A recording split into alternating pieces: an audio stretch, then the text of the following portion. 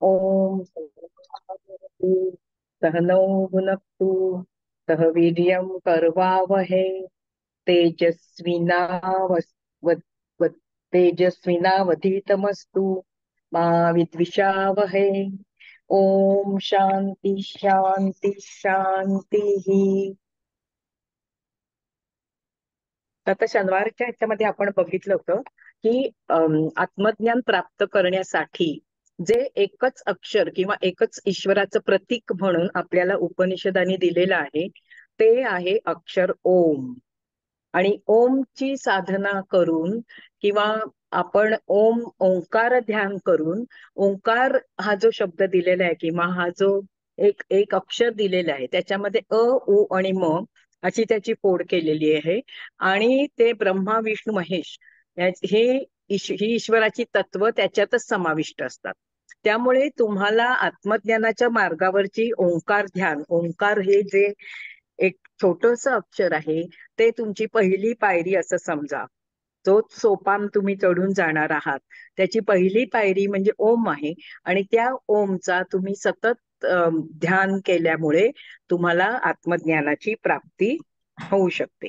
आता जो आपण 16वा मंत्र बघितला त्यात यमराज ओम या प्रतीकाची उपासना स्पष्ट करीत आहे. प्रतीक आहे ते. आपल्याला ध्यान करण्यासाठी काहीतरी डोळ्यापुढे घ्यायला लागतं. तर यमराजांनी सांगितलंय की ईश्वराचं प्रतीक असलेलं ओम हे अक्षर तुम्ही घ्या आणि त्याची सतत उपासना करा.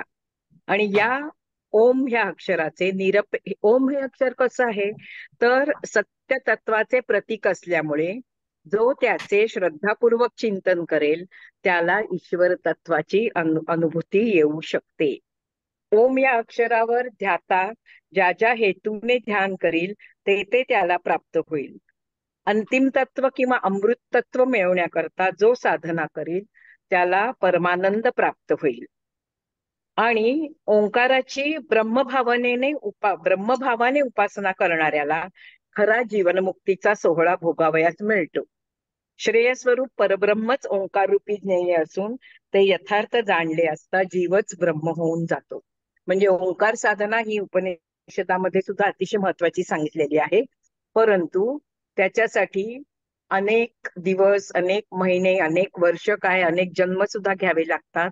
अतिशय म्हणजे श्रेयस मार्गाचा स्वीकार करून प्रेयस मार्गाचा त्याग करून अतिशय तळमळीने आणि कळकळीने जेव्हा तुम्ही ओंकार साधना कराल तेव्हाच तुम्हाला आत्मज्ञान प्राप्त होईल. आता पुढच्या सर्व श्लोकांमध्ये आत्म्याचं वर्णन केलेलं आहे. बघा, न जायते म्रियते वा विपश्चिन्नाय, विपश्चित न जायते म्रियते वा, हा मेधावी आत्मा आहे. तो जन्म पावत नाही वा मरत नाही. तो कशापासूनही निर्माण होत नाही, तो आहेच तिथे. संपूर्ण जगाची निर्मिती होण्याच्या आधीपासूनच तो आहे. असं नाही की जग निर्माण झालं मग आत्मा निर्माण झाला. तो तिथेच आहे. तो कशापासूनही निर्माण झालेला नाही, त्याच्यातूनही काही निर्माण झालेलं नाही किंवा होणार नाही. तो अजन्मा, नित्य, शाश्वत आणि पुरातन आहे. मर्त्य शरीर मेले तरी तो मारला जात नाही. समजा मारणारा जर म्हणत असेल हंता चेत मन्यते हंतुम, मारणारा जर म्हणत असेल मी ह्याचा आत्मा मारून टाकतो, तरी आत्मा मरत नाही. मरणारा म्हणत असेल की माझा आत्माच आता मेला आहे, तरी तो मरणार नाही. कारण आत्म्याला कोणी मारू शकत नाही, तो स्वतः मारला जात नाही आणि तोही कोणाला मारणार नसतो. अणोरणीयान महतो महियाम, म्हणजे सूक्ष्मापेक्षाही सूक्ष्म अणु. अणु हा अतिशय सूक्ष्म, आपण सायन्स ज्यांनी अभ्यासलाय त्यांना माहितीये सगळ्यात सूक्ष्म कण हा अणु आहे. तर अणुपेक्षाही सूक्ष्म आहे. जगामध्ये जी कोणती महान किंवा मोठी गोष्ट आहे त्याच्यापेक्षाही तो महान आहे. प्रत्येक प्राणी मात्रांच्या हृदय गुहेमध्ये हा आत्मा स्थित असतो. इंद्रियांच्या कृपेमुळे आशा आकांक्षापासून मुक्त असलेला तो निष्काम पुरुष आत्म्याचे मोठेपण जाणतो. कोण आता आत्म्याचं मोठेपण जाणतो? आशा आकांक्षापासून जो मुक्त झालेला आहे, श्रेयस मार्ग प्रेयस मार्गाचा त्याग, तो निष्काम पुरुष ज्याच्या मनात कुठलीही कामवासना, कुठल्याही विषय वासना, कुठल्याही गोष्टीसाठी आकर्षण राहिलेले नाही, तोच आत्म्याचे मोठेपण जाणतो आणि वित शोकः भवति. वित शोकः भवति म्हणजे तो शोकरहित होतो. शोकरहित होतो म्हणजे सुखदुःखाच्या पलीकडे जातो. असिनो दूरम व्रजती. हा आत्मा अचल असूनही, आपण काय म्हटलंय, आत्मा अचल आहे, हलू शकत नाही, हलणारा नाहीये, स्थित आहे. अचल असूनही तो दूरवर जाऊ शकतो. शयानः यती सर्वतः. शयन करीत असूनही, आपण झोपलेले असताना तो सगळीकडे जातो. आता आपण इथे बसलोय किंवा आपण भारतामध्ये काही करतोय, तरी आपला आत्मा अख्खं जग भटकून येऊ शकतो. शयन करीत असूनही सगळीकडे जातो. हर्षसहित आणि हर्षरहित अशा विरुद्ध धर्म असणाऱ्या त्या देवतांना माझ्याशिवाय कोण बरे जाणू शकेल. आत्मा स्थिर असून दूर जातो, झोपलेला असून सर्वत्र फिरतो.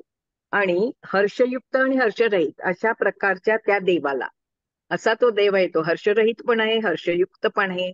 माझ्याशिवाय कोण जाणू शकेल, यमराज म्हणतोय, माझ्याशिवाय कोण जाणू शकेल. जो अशरीरम शरीरेश्वनास शरीर सॉरी हा जो शरीरात शरीररहित व अनित्यात नित्य रूपाने राहतो. अशरीरम शरीररहित म्हणजे शरीरामध्ये जो शरीररहित राहतो. आणि अनित्य, शरीर हे अनित्य आहे. का अनित्य आहे? कारण एक दिवस त्याचा नाश होणार आहे. मृत्यू आला की शरीराचा नाश होतो. तो जो अनित्य असं शरीर आहे, त्याच्यामध्ये तो नित्य रूपाने राहतो. शरीर हे त्याचं हृदय गुहेमध्ये तो राहतो. तर शरीरामध्ये तो आसरा घेतो, शरीरामध्ये तो आहे पण त्याला शरीर नाहीये. तो अनित्य अशा गोष्टीमध्ये आहे पण तो नित्य आहे. असा महान व सर्वव्यापी आत्मा जाणून बुद्धिमान पुरुष शोक करत नाही. म्हणजे असा आत्मा ज्याला जाणता येतो, तो हर्ष आणि खेळ याच्या पलीकडे जातो. हा अज नित्य शाश्वत व पुरातन आहे. आणि शरीराचा वध झाला तरीही तो मारला जात नाही. हे गीतेच्या 20व्या श्लोकात सुद्धा भगवान श्रीकृष्णांनी आत्म्याचं वर्णन करताना सांगितलं आहे.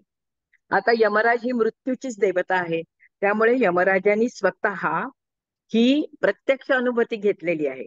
त्यामुळे यमराज जे सांगतात त्याला जास्त महत्व आहे. काय सांगतात ते? आत्मा जन्म पावत नाही, मरत नाही.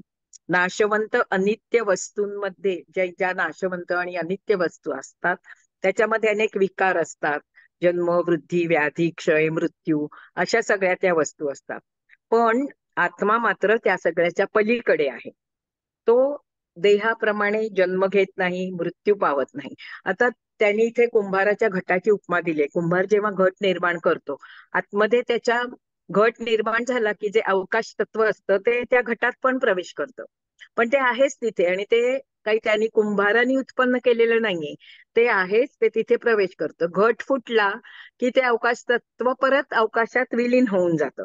तसं आत्म्याचं आहे. ज्याप्रमाणे हे अवकाश तत्व मूळ घटकात प्रवेश करतं आणि मग परत विलीन होतं, त्याचप्रमाणे आत्मतत्व हे जन्मत नाही, मरत नाही. देहाचा जन्म आत्म्यासह झालेला असतो, पण देहाचे विकार त्याच्यात नसतात. त्यामुळे देह गेल्यानंतरही तो असतोच. आत्मा हा नित्य व शाश्वत असल्याने पूर्वी कधी होता, कधी नव्हता, पुढे असेल नसेल असे म्हणता येत नाही. कारण देह नष्ट झाल्यावर सुद्धा आत्मतत्व शिल्लकच राहते. सूक्ष्मापेक्षाही सूक्ष्म आणि मोठ्यात मोठा असा हा आत्मा सर्व प्राणी मात्रांच्या हृदयात निवास करतो. आणि शनिवारी आपण बघितलं होतं, आपल्या शरीरामध्ये, आपल्या हृदयामध्ये जे ईश्वरी तत्व असतं त्याला आत्मा म्हणतात. आणि आपल्या शरीराच्या बाहेर संपूर्ण विश्वामध्ये जे ईश्वरी तत्व असतं त्याला ब्रह्म म्हणतात. म्हणजे ब्रह्म आणि आत्मा हे एकच आहे. आणि म्हणून आत्मज्ञान आणि ब्रह्मज्ञान हे सुद्धा समानार्थी शब्दच आहेत. अशा आत्म्याचे स्वरूप यमराजाशिवाय कोण बरे जाणणार? म्हणून नचिकेताला यमराज म्हणतात, ज्या आत्म्याला जाणणारा सूक्ष्म व शुद्ध बुद्धी असणारा माझ्यासारखा गुरु तुला लाभला आहे. आत्म्याला जाणणारा नचिकेताला स्वतः, आता ते शनिवारी तेही आपण पाहिलं, ज्याला जे ज्ञान आहे तेच ज्ञान तो दुसऱ्याला देऊ शकतो. आता कोणीतरी फिजिक्सचा अभ्यास केलाय तर तो फिजिक्सचं ज्ञानच दुसऱ्याला देऊ शकतो, दुसरं तिसरं देऊ शकत नाही. पण समजा तो केमिस्ट्री वाचून जर शिकवायला लागला तर त्याचं ज्ञान काही त्यामुळे समोरच्याला ते नीट आकलन होणार नाही, समोरच्या पर्यंत ते पोहोचणार नाही. तसाच जो हा यमराज आहे त्याला आत्म्याचं ज्ञान आहे, आत्म्याचं स्वरूप तो चांगलं जाणतो. तो नचिकेताला म्हणतोय, ह्या आत्म्याला जाणणारा सूक्ष्म व शुद्ध बुद्धी, त्याची शुद्ध बुद्धी आहे, सूक्ष्म ज्ञान त्याला आहे. त्यामुळे माझ्यासारखा एखादाच असतो आणि तो गुरु तुला लाभलेला आहे. पुढच्या मंत्रामध्ये म्हटलंय, हा आत्मा वेदांच्या अभ्यासाने वा युक्तिवादाने, चर्चा करून, कॉन्फरन्स घेऊन, वर्कशॉप घेऊन, काहीही करून सुद्धा, वेदांचा अभ्यास करून, युक्तिवादाने, अधिक श्रवणाने, अधिक श्रवण म्हणजे रोज ऐकलं, रोज त्याच्याबद्दलचं, आता रोज हे आपण कठोपनिषद चालूच ठेवलं, रोज आपण ऐकतोय, आणखीनही ऐकत राहिलो, आणखीन मी या पोथ्या आता आणल्या 4-5, त्या मी रोज वाचत राहिले, तरी सुद्धा आत्मज्ञान प्राप्त होणार नाही. मग कोणाला प्राप्त होईल? जो याच्याविषयी प्रार्थना करतो त्यालाच तो प्राप्त होतो आणि त्यालाच तो आपले स्वरूप दाखवतो. जो पापकर्मापासून निवृत्त झालेला नाही, न अशांत, ज्याची इंद्रिय शमन पावलेली नाही, न असमाहित, ज्याला मनाची एकाग्रता साधलेली नाही, वा अशांत मानसहा, किंवा ज्याचे चित्त सतत अशांत असते, तो चांगला साधक बनू शकत नाही आणि त्याला ज्ञानाने आत्मप्राप्ती होत नाही.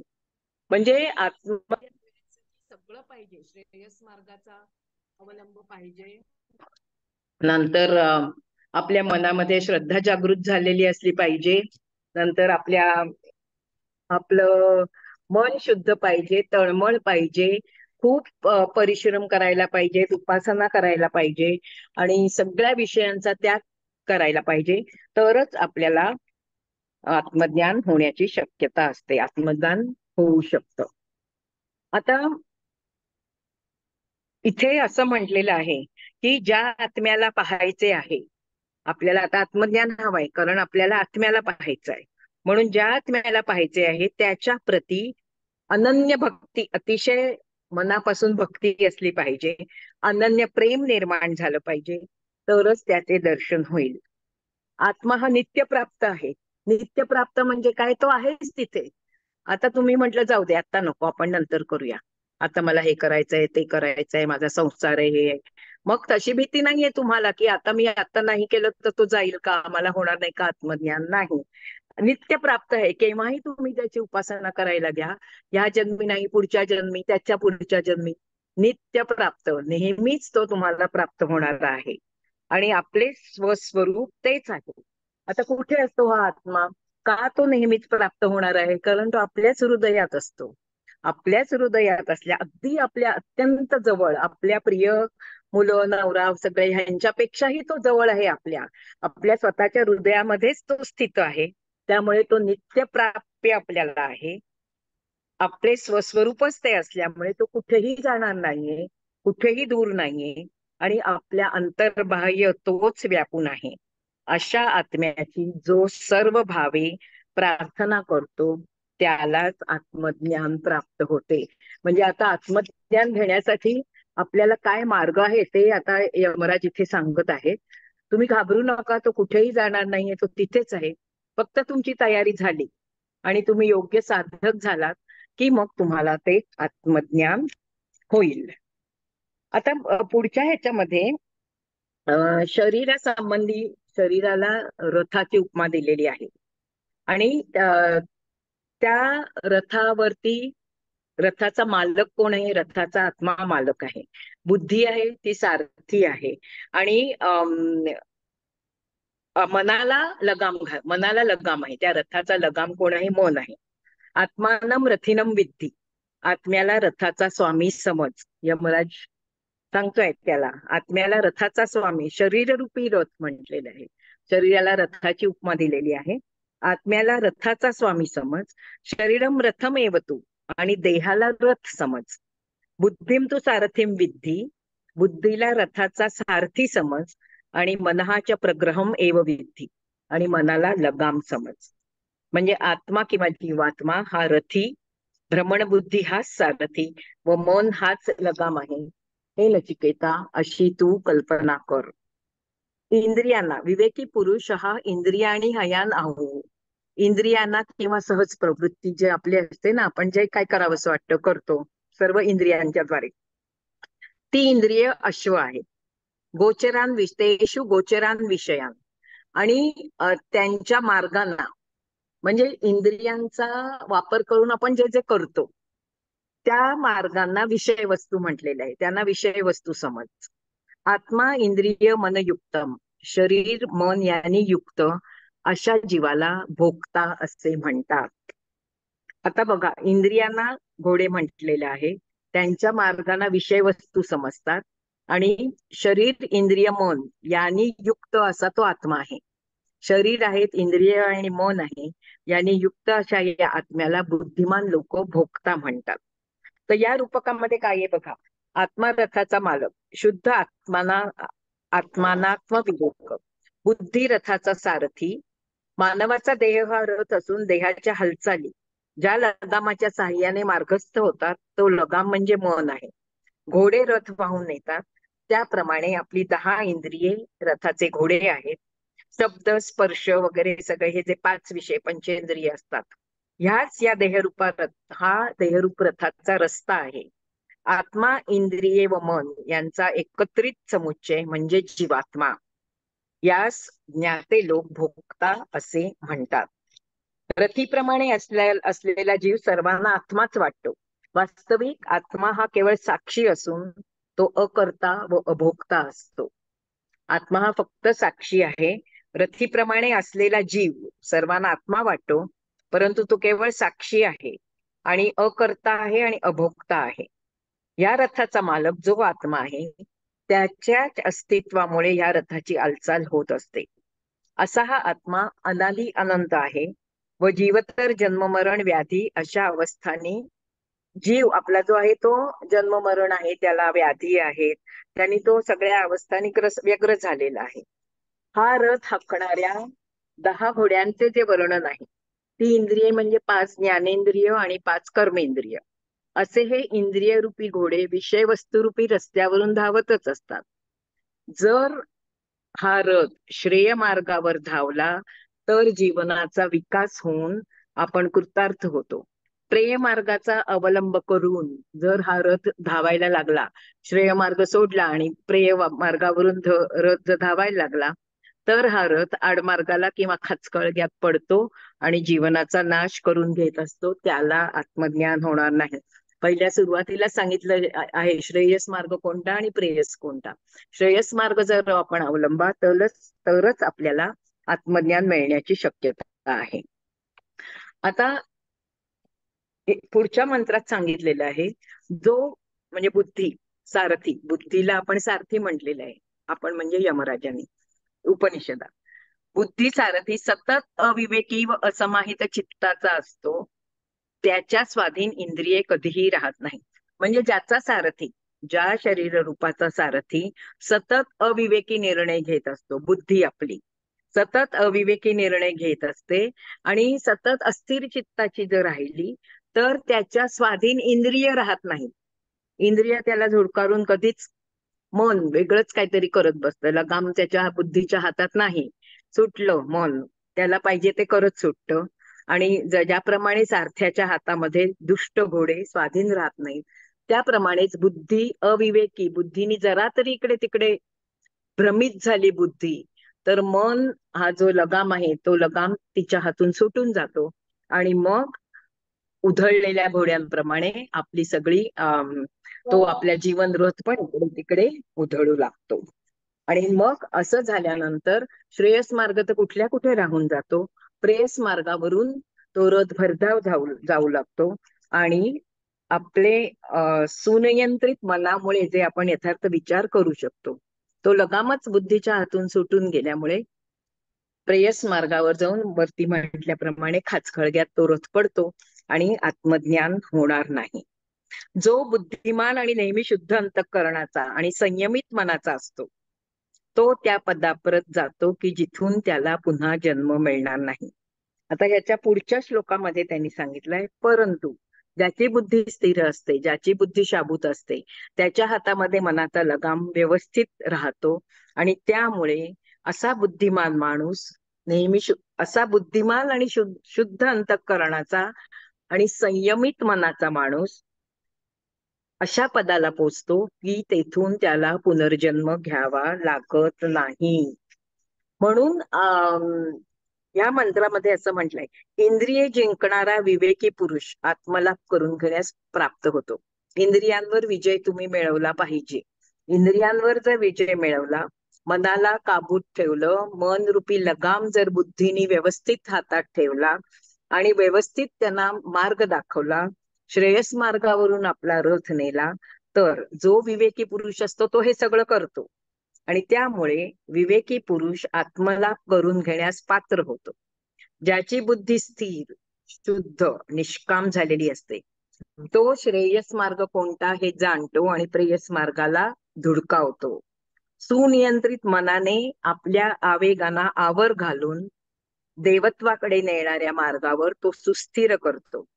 असा युक्त झालेला जो साधक आहे त्याला विद्वानवान असे म्हटले जाते आणि तो आत्मज्ञानास प्राप्त होतो. जो विवेकहीन आहे अशा मनुष्याचं वर्णन वरील मंत्रात 7व्या मंत्रात केलेलं आपण वाचलं. जो विवेकहीन आहे असा मनुष्य प्रेय मार्गाने गेल्यामुळे पथभ्रष्ट व ध्येयहीन होतो. त्यामुळे त्याला आत्मदर्शनाचा मार्ग प्राप्त होत नाही. आता हे प्रेयस मार्ग म्हणजे कोणता? की विषय लालसा, विकाराचे थैमान, भोगाविषयीचे आकर्षण असं सगळं असल्यामुळे त्याचा देहरूपी रथ आत्मदर्शनाच्या राजमार्गावरून न जाता बुद्धीच्या हातून मनाचा लगाम सुटून जातो.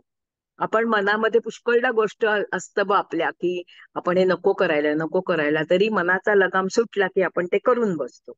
त्यामुळे त्याचा देहरूपी रथ आत्मदर्शनाच्या राजमार्गावरून न जाता मध्येच आत्मनाश करून घेतो.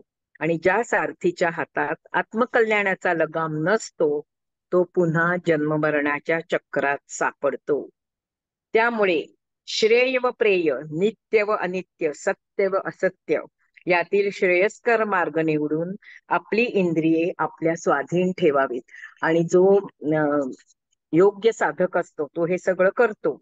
आणि त्यामुळेच अशा मनुष्याला मृत्यूनंतर पुन्हा जन्म घ्यावा लागत नाही. आता 10व्या आणि 11व्या मंत्रामध्ये त्यांनी आणखीन सूक्ष्मपणे आत्म्याचं वर्णन केलेलं आहे. इंद्रियांहून त्यांचे विषय, विषयाहून मन, मनाहून बुद्धी व बुद्धीहून आत्मा सर्वश्रेष्ठ आहे. कसा आहे आत्मा? इंद्रियेभ्या परा यर्था अर्थेभ्यश्च परम मनहा. म्हणजे सर्वात खालची पायरी आहे इंद्रिय, त्याच्यावरची पायरी विषय, त्याच्यावरची पायरी मन, मनाहून बुद्धी श्रेष्ठ आणि बुद्धीहून आत्मा हा सर्वश्रेष्ठ आहे. महत तत्वाच्या पलीकडे महतः परम अव्यक्तम, म्हणजे महत तत्वाच्या पलीकडे अव्यक्त असते. अव्यक्ताच्या पलीकडे काही श्रेष्ठ नाही. आणि सा काष्ठा तीच सूक्ष्म तत्वाची पराकाष्ठा असते आणि तीच परमश्रेष्ठ अशी सिद्धी असते.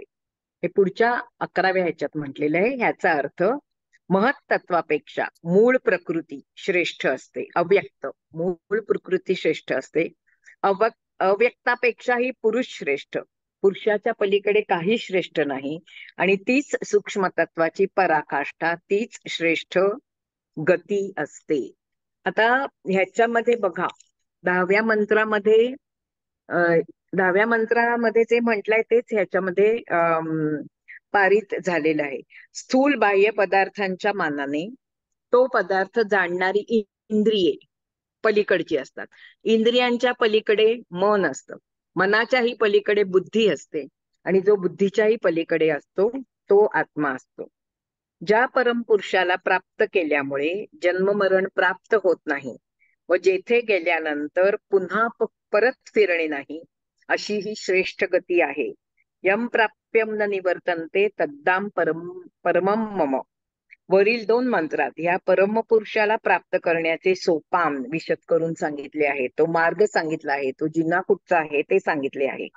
विषय, ज्ञानेंद्रिय, त्यापेक्षा सूक्ष्मतर मनाच्या पलीकडची बुद्धी, बुद्धीपेक्षाही सूक्ष्म समष्टी बुद्धी, सर्वाधिक सूक्ष्म असते ते अव्यक्त आणि अव्यक्ताहून सूक्ष्मतर असणारे परमतत्व अशी ही साखळी या 2 मंत्रांमध्ये स्पष्ट केली आहे. आणि ते परमतत्व जाणून घेण्यासाठी काय करायचे आहे ते आपण आधी पाहिलेच आहे. तर आता पुढच्या 2 मंत्र पण महत्वाचे आहेत.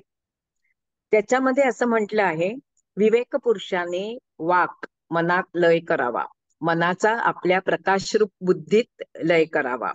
ज्ञान आत्मानी महती नियच्छेत, बुद्धी खुद्द महत्तत्वातच विलीन करावी. तत्शांते आत्मानी यच्छेत, आणि महत्तत्वास खुद्द परमशांत आत्म्यातच नियुक्त करावे. म्हणजे जो विद्वान पुरुष आहे त्यांनी वाक म्हणजे वाचा वगैरे जी इंद्रिये आहेत यांचा मनामध्ये त्याचा मनामध्ये लय करावा. मनाचा खुद्द प्रकाशरूप बुद्धीमध्ये लय करावा. म्हणजे एक ते सगळं ज्या खालच्या पायरीपासून वरच्या पायऱ्या आपण बघितल्या, आधी खाली इंद्रिये असतात, त्यांच्यानंतर तो विषय असतो, विषयानंतर मन असते, मनानंतर बुद्धी असते, आणि बुद्धीनंतर शेवटी आत्मा असतो. तर हे सगळं तुम्ही खालच्या पायरीपासून वरच्या पायरीपर्यंत हळूहळू हळू एकमेकात लय करून टाका. ते सगळं एकमेकातच मिसळून टाका, आणि शेवटी मग महत्तत्वाचा शांत आत्म्यामध्ये लय होईल. उत्तिष्ठ जाग्रत प्राप्य वरांनी बोधत, शूरस्य धारा निशिता दुरत्यया दुर्गम पथस्थ त्वयोद वदंती. आणि पुन्हा म्हटलेलं आहे, उत्तिष्ठत, हे पुरुषा उठ, जागा हो, वरान प्राप्य, महान गुरूंकडे जा. जसा महान साधक, योग्य साधक जरुरी असतो, त्याचप्रमाणे योग्य गुरु सुद्धा इथे जरुरी असतो. योग्य गुरुला शोधून काढ, आत्मतत्व समजावून घे. पात्याच्या तीक्ष्ण धारेप्रमाणे पात्याच्या तीक्ष्ण धारेप्रमाणे असणारे हे आत्मतत्व आहे, ते तू समजावून घे. आणि अतिशय कठीण असा जो मार्ग आहे त्या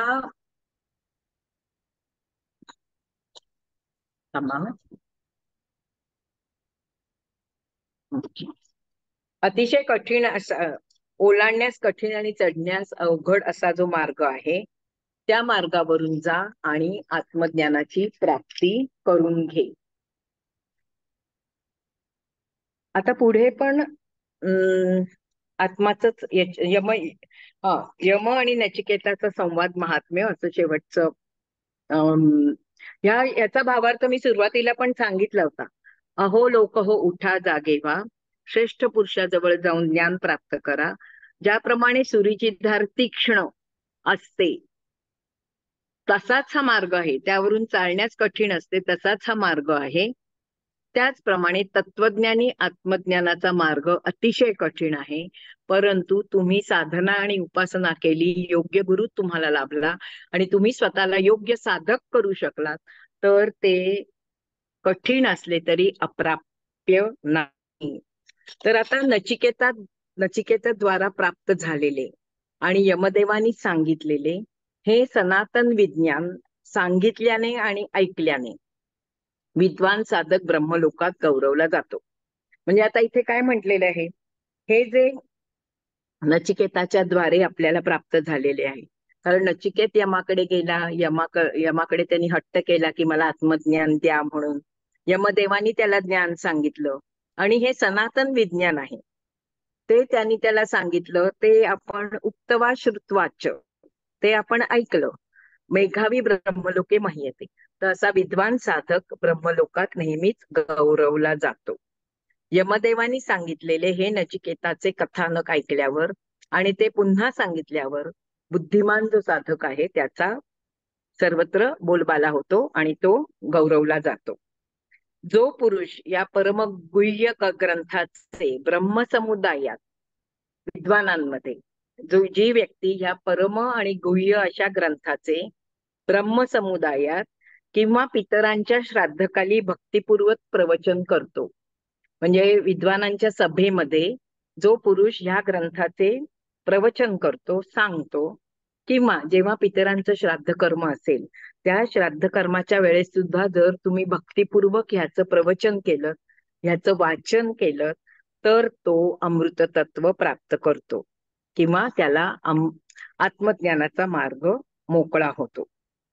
तर वेदांताच्या अधिकारी अभ्यासकाचे संपूर्ण चित्र येथे रेखाटले गेलेले आहे.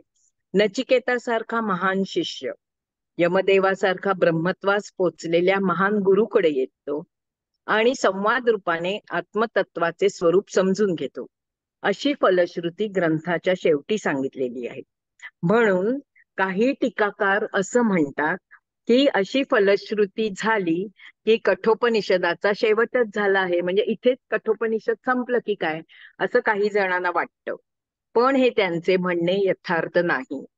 कारण आता फक्त प्रथम अध्याय संपवलेला आहे. आपण प्रथम अध्यायामध्ये मी म्हटल्याप्रमाणे 3 वल्ली होत्या आणि ते उपभाग होते, म्हणजे ही तिसरी वल्ली 17व्या त्याच्यातल्या 17व्या मंत्राने संपुष्टात आलेली आहे.